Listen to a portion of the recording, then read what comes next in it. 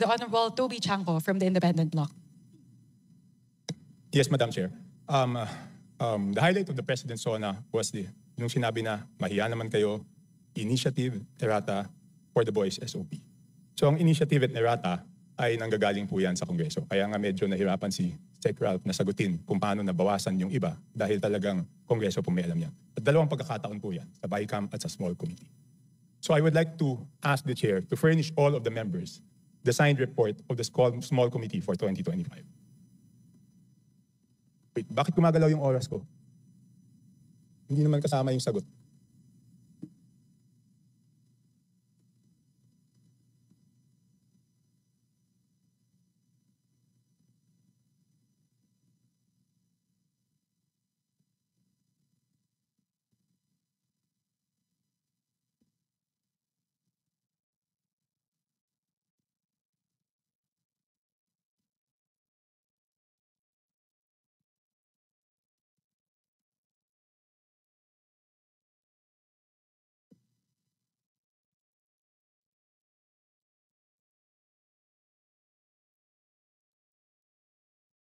Thank you very much, Representative Chanco. The request will be put under consideration and we will let you know if it's possible to... No, Madam Chair, why should it be put under consideration? This is of public record. This is in accordance with our rules.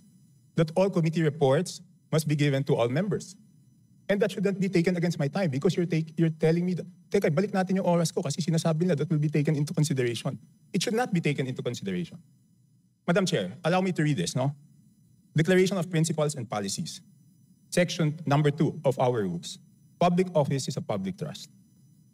The House of Representatives and every member thereof are accountable to the people at all times. I will not read the ending portion. Number 3, efficient and effective access to and dissemination of appropriate and accurate information are imperative in lawmaking. So why should it be taken into consideration, Madam Chair? This representation was not the Appropriations Chair at the time. So the person who's covering the jurisdiction of that particular document, that is a document within the purview of the 19th Congress. Given that we've now crossed over to the 20th Congress, we would need to consider that request. Madam Chair, that's not acceptable. This is public records. Pareho pa naman yung COMSEC natin. At yan dapat linalagay sa archives. Do I have to read the rules again regarding archives of all documents? So may ang daming violation, Madam Chair. Walang record, hindi binigay. Ngayon, it's not readily available. Walang record sa archives. Ano to, sikreto? Again, this representation was not the Appropriations Chair. Let's ask the committee secretary, where are the signed records of the 2025 small committee report?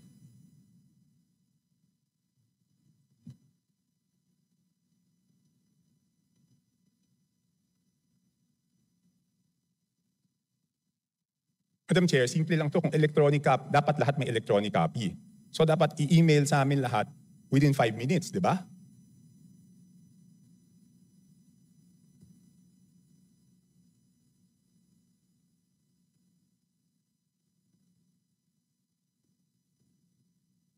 Meeting suspended.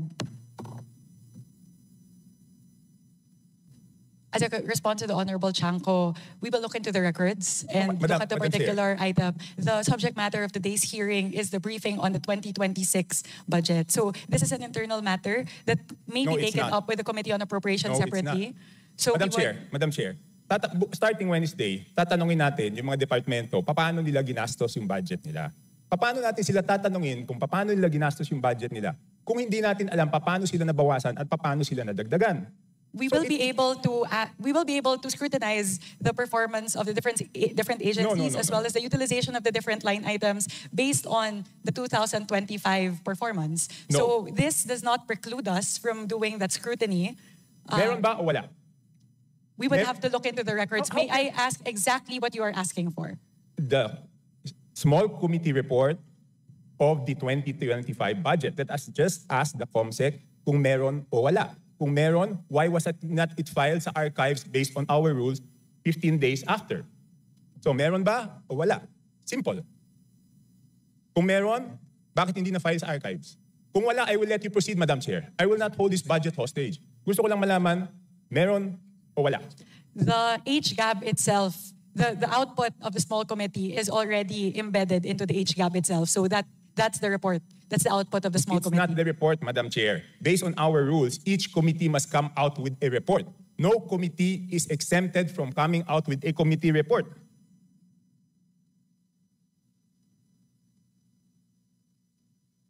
Please check Section 39 of Rule 9 of our rules.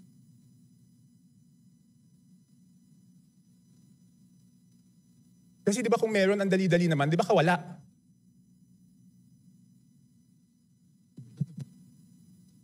So the small committee is subsumed within the Committee on Appropriations, and it is the Committee on Appropriations who's required to submit the committee report. In this case, the report and the output of the Committee on Appropriations is the HGAB. No, it's not. The HGAB is different from a committee report. Just like any other bill, the bill is different from the committee report. There must be a committee report included to the bill. It is not one and the same. At the point of, after the committee hearings are done, the Committee on Appropriations comes out with a committee report, and then it moves to plenary, at which point we approve it, and the small committee works. So now, the output of the Committee on Appropriations, once that is elevated to the plenary, is the HGAB. No. So there's no other committee report that needs to be furnished by the Committee on Appropriations apart from the HGAB It itself. is not exempted from our rules, Madam Chair. Maliwanag, Section 39. Gusto nyo basahin nyo? Okay, I will ask the committee secretariat, how many meetings were held? There were 2 meetings. 2 meetings. Did you follow, nasaan yung minutes ng meetings?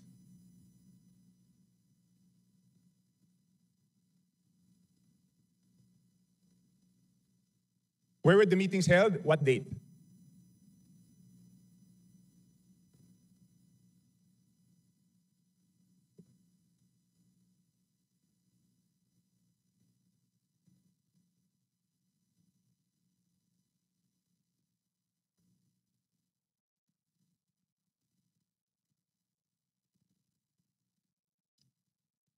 Madam Chair, I can read Section 39 of our rules to make it clear that the committee report is different from the HGAB, but I don't want it to take up my time.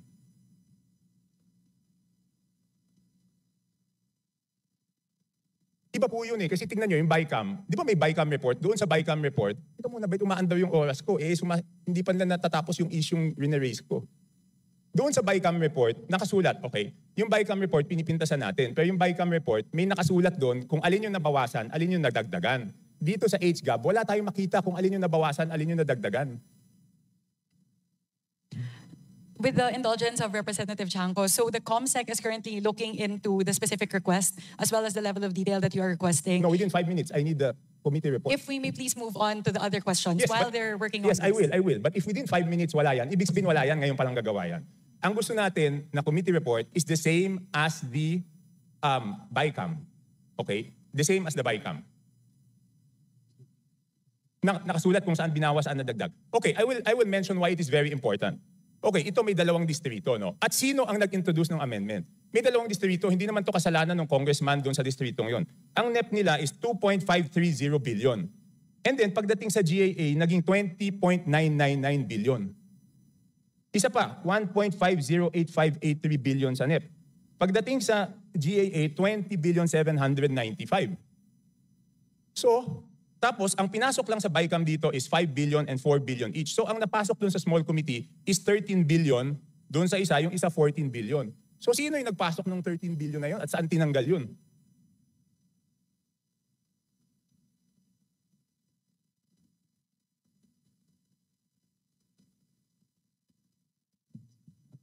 So, again, the small committee is subsumed within the Committee on Appropriations, and it is not required to render a separate committee report. The rule that you are citing, Honorable Chanco, pertain to standing committees. And the mother committee in this case of the small committee is the Committee on Appropriations. Yes, but did we exempt the Committee on Appropriations not to submit a committee report? No.